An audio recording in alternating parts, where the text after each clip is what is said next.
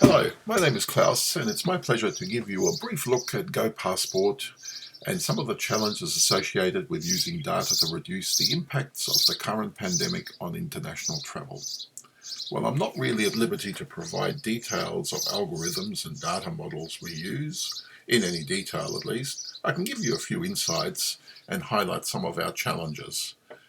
I also need to emphasize that some components of our system are still being built. While we have an in-production real-time rules and messaging engine using omni-channel communication, an itinerary management system for most of our web interfaces have been built, the mobile app is still in an alpha version, and there are still some refinement to do about the system integration. We have, however, built our risk analytics system, and that is the focus for me today. You can see a public component of that system on our website. It's freely available. Let me talk about our objectives. Number one, our first objective is to keep travellers safe. So we're focused very much on the traveller at the centre of our product and our processes. We aim to use data to assist the traveller in planning a safe journey, staying safe while they're on their journey, and assisting the traveller when they may need this assistance. To do this, we require global data about up-to-date and emerging risks. And it's not just all about COVID-19. We also have the ability to predict risk. It's very useful in this particular setting because most of you know that when you plan a trip, it is in the future. It doesn't usually start today. So today's situation in the world, in the current environment, is not likely to be the same situation in a week or 2 weeks from now. So looking at the future is extremely useful. Opening up borders to travellers requires a high degree of confidence that inbound travellers pose no significant risk to the local community, particularly if the community has managed to control the pandemic within their own country. If this cannot be done, then all foreigners will be looked on with deep suspicion. Everybody knows that COVID-19 travels by air or sea, and its host is a human carrier, a tourist, a student, a visitor, a business traveller, and that means that if there is suspicion that that person will bring in the virus, the welcome will be very cool indeed. Currently, many countries tend to have binary and blunt instruments to contain the pandemic or to keep the infection out. Quarantine, first described over 600 years ago, is still considered best practice. Our neighbours here in New Zealand are a good example. Their borders are generally closed. Any people who arrive, which is basically residents and citizens of New Zealand returning home, are required to quarantine for 14 days. Other countries have effectively given up and are open to all. Some of those countries are experiencing severe stress as their health systems become overwhelmed. Some others have responded by locking down the whole country in response to being overwhelmed. Some countries rely on on-arrival COVID-19 testing, while some require a pre-departure test. As you will see later, these tests have limited utility as asymptomatic carriers may not be identified early in the infection cycle. Governments are facing some really tough decisions. Some governments have a choice. A country like Australia, for example, has a choice to open or to close. While the economic consequences of closing the country are quite severe, so we are suffering our first quarter of recession in over almost 30 years, some governments have little choice. They're facing economic disaster, and on the other side of the coin, there are high fatality rates. In all of this, is safe travel possible? What makes the 21st century different when managing pandemics? Can we use our ability to collect, analyze, and use data with fast communications to get beyond the binary open and closed approach, or the blunt instruments used for hundreds of years, can we guarantee that the traveller will be safe and that the community will not need to fear travellers? The answer is yes. Of course we can. That's why I'm here. Medical technology has provided us with pretty good COVID tests. When applied correctly, these give us a high degree of confidence about a traveller's health. It's not perfect, but almost, particularly when used in combination with other processes, and particularly when it is administered appropriately. And I'll talk a little bit more about that a little later in the presentation.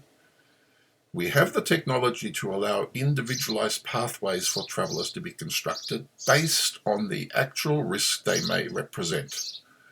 For example, we need not apply the same process for every traveller because every traveller represents a different risk profile. And we now have the technology to manage travellers automatically based on the individual risk profile that they hold. So we no longer need to have a one-size-fits-all approach. So before we see more, here's a little about my background. I'm a graduate of several universities in Western Australia, New England, New South Wales, and other institutions. I spent some 26 years serving in the Australian Army before joining Australia's Immigration and Border Protection Department. Most of my time in this department was spent on ensuring that our border processes were state-of-the-art. In 2009, I established the department's first advanced analytics capability. If any of you have travelled to or from Australia since 2010, you've been risk assessed by real-time, high-performance, advanced analytics systems designed to identify risk. These systems resulted in an accurate identification of a range of risks in visa and border processing and enabled many travellers to access fast-track processing as they were identified as low risk. Our efforts went to looking at those travellers who were identified as high risk. All of these processes rely on our capacity to apply accurate, complex, real-time analytics. Our border risk identification system, in its first year, allowed over 270,000 travellers to be treated as low risk, saving nearly 1 million hours of inconvenience for those travellers and the relevant staff times in its very first year. You can imagine the financial savings, as well, of course, the gains in convenience. You can also probably see where I'm going with this. If we can do this for a range of risks, why not for COVID-19? Why can't we use similar approaches to identify travellers who are effectively safe and can be fast-tracked, and more importantly, can be allowed into the country? Time now for a break from me. Here's a short overview. How can Australia restart our industry sectors that support international education, business, tourism, and migrant workers? How can we do this at scale with a high degree of risk management, control, and audit? Introducing goPassport, a patented real-time monitor, audit, and alert process providing visibility of visiting non-residents through a powerful combination of advanced analytics, itinerary monitoring, and rule-based robotics. Before a non-resident leaves their home, goPassport uses advanced analytics to prioritize the risk of their country of origin. A low-risk infection status allows the non-resident to review the risk profile of the available flights and aircraft type for safe passage to Australia. The traveller follows the guided policy compliance steps, including pre-travel COVID-19 testing, travel itinerary reporting, and risk reduction behaviour, to ensure they are eligible to board a plane. On arrival, goPassport monitors the traveller itinerary, ensuring compliance against the government's requirements such as quarantine, by utilising real-time geofencing, biometric and location-based verified logins. During this time, goPassport monitors the non-resident's health, providing access to any support services required, such as mental health and telehealth, and making sure their status and progress is shared with their personal support network.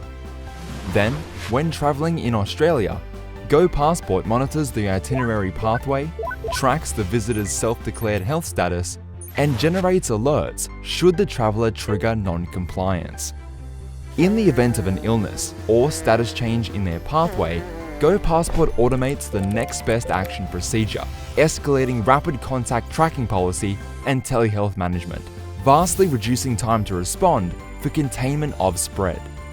The accumulation of trusted data profile and machine learning insights, policies, and programs can be adjusted to reflect true risk management and provide accurate data-enabled decisions. Welcome back. Going back to my days in immigration and border protection, here are a couple of lessons that we've learned. We learned that any control by itself will have gaps, and that a good strategy is to have multiple layers of control to compensate for the limitations of one layer. We also learned that it is actually smart to mitigate most of the risks before people start their travel. In the COVID setting, of course, this is very popular with other travellers who are on the same flight, knowing that everybody on the flight is clear. It's also very comforting to the crew, knowing that the passengers on the flight are clear. And more importantly, of course, the traveller feels safe, and of course, the community that they're about to visit feels confident. Here is our model. Please note that not all layers are necessary for everybody. For example, our neighbours, the New Zealanders, travelling to Australia only require symptom screening and flight risk assessment because the country is effectively COVID clear. Travellers from higher risk ports will be required to pass through more controls to ensure that they represent no risk. Let me describe a couple of the layers. First of all, country risk. We assess the current risk down to province-state level in most countries.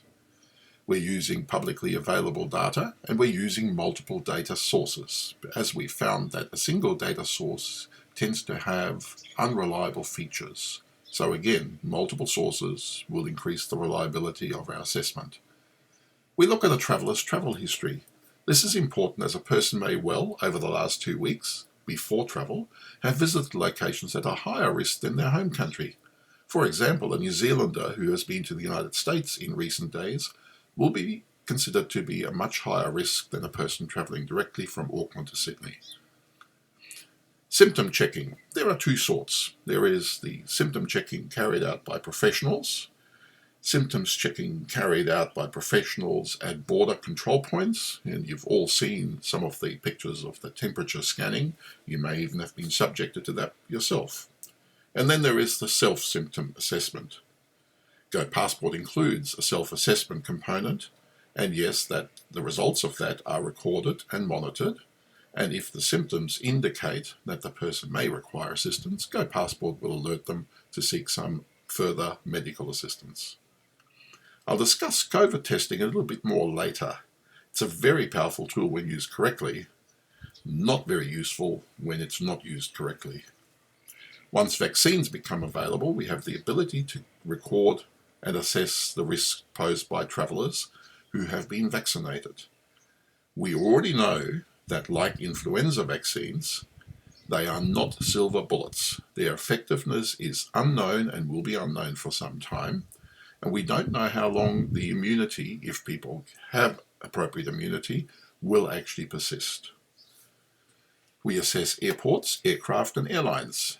Airport policies that reduce risk of infection through proper management of people moving through the airport, airlines that have cleaning policies, and traveller management practices, for example, wearing of masks, seating arrangements on flights, how people board, how people depart, separating clear travellers from those who are not cleared, crew health procedures, luggage handling, and all of those issues are considered.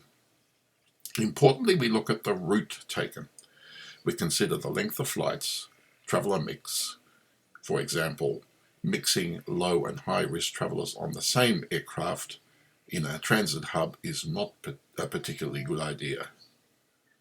goPassport supports monitoring and self-isolation and quarantine compliance through its ability to monitor the location of travellers in those particular settings. This allows travellers to isolate at home or in supervised locations before departure, reducing any on-arrival quarantine period. In the end, we asked ourselves two fundamental questions. How likely is it that a person is infected? And how likely is it that a person visiting a location will become infected? None of this is easy, and getting it wrong either inconveniences the traveller or it puts the community at risk. And we can't afford any of those because trust is an important component in our system. As you can see, there are many sources of data. We use all of them and more that are shown here on this list, and some are more useful than others, but all have limitations. We try to compensate for the limitations by using multiple sources, and we constantly monitor the performance of those sources. As you would know, in analytics, 80% of the time is usually spent on wrangling the data. And from my observation, in this particular project, it's probably closer to 90% of the time. We use 7 data quality dimensions, which are the internationally accepted standards for data quality. These are available through the UN, and in Australia, the Australian Bureau of Statistics maintains our framework, and we comply with that. All right, let's have a quick look at our systems. A lot of it is about location data. You can see from this view here that we do quite a granular view. The right-hand picture shows you the provinces in Japan, for example. So you can see some of the variation on this particular date within Japan. And you can see some of the data that we draw from the publicly information that is available. So in Japan, in this particular province, the chance of meeting an infected person is fairly low, 1 in 60,200 active cases. As you can see, you can view this yourself. If you have a look at the website that's shown, you can browse through this map and the supporting table below it. And I can just say, I've seen these maps before. They're a dime a dozen these days. But closer examination will show you some significant value adds. Descriptive analytics have been used extensively, and there is just a smidgen of predictive analytics thrown in. If you have a look at the trend predictors, for example. It is a work in progress. The real use of the data is actually less visible. So what you see here is really the top of the iceberg. For example, when we ingest a travel itinerary, every location is automatically checked for current and emerging risk. It's not always about COVID. It could be about storms, floods, bushfires, earthquakes, volcanoes, or even civil unrest. Our database is used to access a range of different data sources and assess a total itinerary and then alert the traveller along the way. And if the traveller has an active geolocation process in place, we will actually monitor the current location for the individual against any likely risk that the traveller may be facing on their journey. I mentioned that it's not always easy. It's really data 101, but it is important. When we assess risk, we address the following questions. How does the data affect the traveller's health risk status? And will this location, this flight, this accommodation, this venue be a risk to the traveller? To that, understanding data is the key. Now, we made an amazing discovery, guys. We realized that COVID does not infect people between 55 and 72 degrees latitude on weekends. And we know that because we had a look at the data. Data tells us that on this long weekend, from the 31st of October to the 2nd of November, there were no new cases in Sweden. Medical science has not been able to explain this particular phenomenon, but if you want to have a relaxing weekend out, then go to Sweden on the weekend. Okay. There is a big problem with some of the data. and actually interpreting the data that flows. Getting it wrong can have severe consequences. There are many techniques, which most of you will know about, to overcome some of these. But generally, our main approach is to go and do comparison between this data, trends, and other data and trends, and try to iron out the deficiencies in data as it flows in, noting that the data comes through 24/7, 7 days a week, but some of it is not particularly helpful, like weekends in Sweden. We need to make sense of the messy data, and I'm not going to tell you as data professionals how to do all of that. There are many, many, many different techniques. As long as we realize why we're doing it. We're doing it to actually identify whether a person traveling is likely to be exposed to risk. I promised you a little bit more about testing. You'll hear a lot about rapid tests, coughing into COVID detectors, spitting into cups. We've all seen the pictures of that very uncomfortable COVID test where they push a stick up your nose. All very messy stuff. But here's a little bit of science around the testing. And it's important because what we need to identify is how effective particular measures are. There are 2 types of tests administered, and they have to be administered at the right time, in the right location, and by professionals to get the best results. So, for example, conducting an antibody test within the first 6 days after an infection is a futile activity. The accuracy is only about 40%. So if somebody is not infected with COVID but happens to be hanging around at an airport for a few hours and touches something and is subsequently infected, COVID tests at the airport are not going to detect anything. The same thing will happen as the person lands. An antibody test within the first 6 days, so if it's a 1-day trip, are not going to detect anything. It's a relatively futile activity in those circumstances. They will, however, pick up if the person had been infected more than 6 or 7 days before. Conducting a nucleic acid or PCR test from 14 days after an infection is similarly flawed. The right combination of tests can more than double the accuracy and the reliability of the tests. goPassport understands these models and guides the traveller through the best sequence of testing, and it monitors the outcomes of the testing and flags if the sequence is wrong or the testing is inappropriate. Just one thing, just a little bit of trivia around COVID-19. Attack rates. This is the percentage of people that will contract COVID over time after being in contact with an infected carrier. The rule of thumb that we tend to use is that it is 1 to 5. So one person boarding a flight, if the flight is long enough, then at the end of the flight, 5 people would have been attacked by COVID-19 from that one infected person.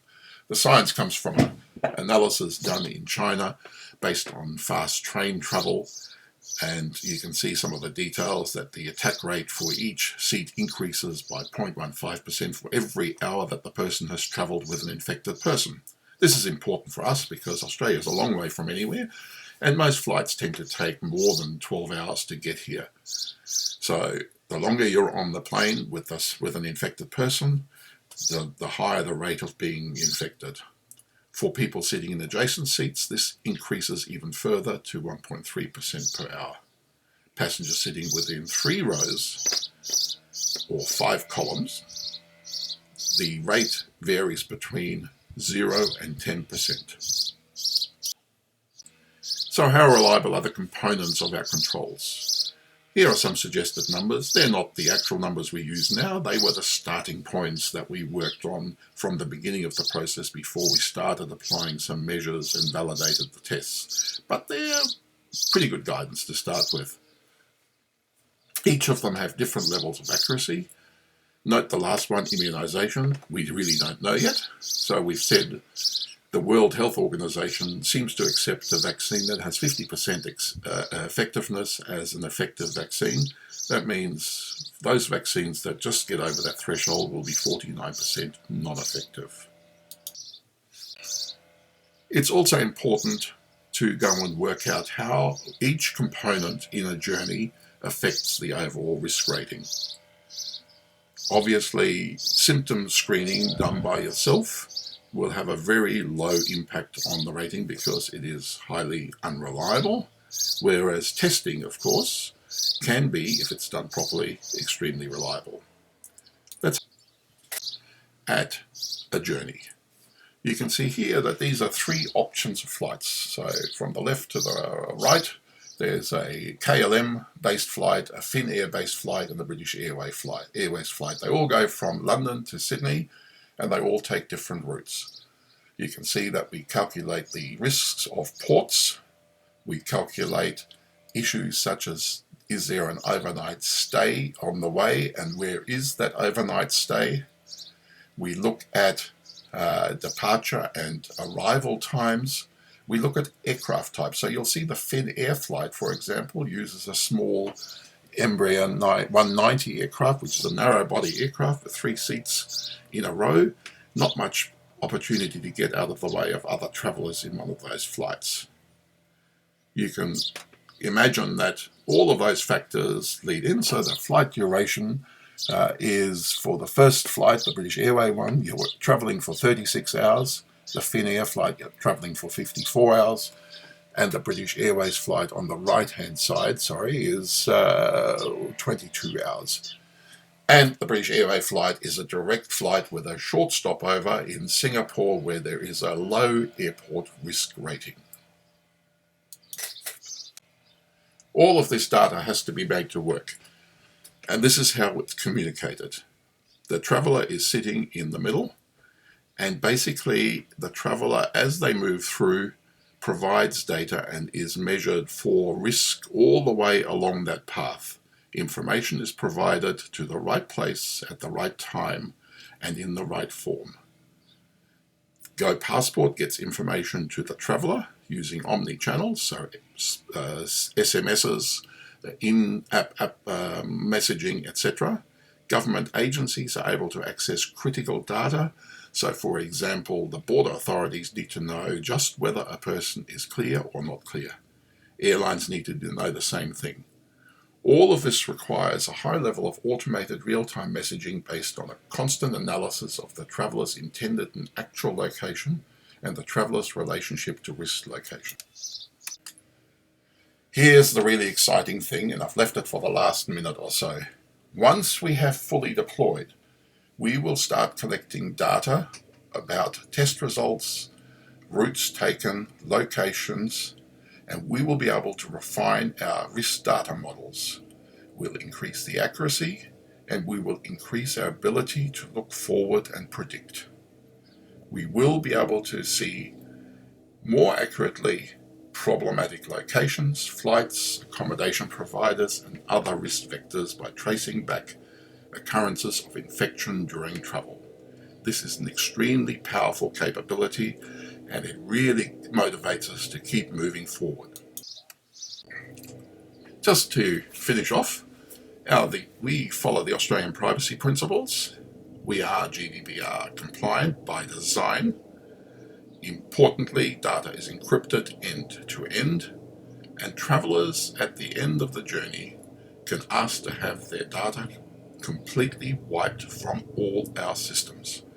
We retain the non-personal information for research purposes, but personal information is deleted from all components of our system, including backups and standby systems. Thank you very much for your attention. I'm happy to answer questions. You can contact me by email. You can have a look at our website to get further information, and I wish you all the best with your journey. Thank you very much, and enjoy the day.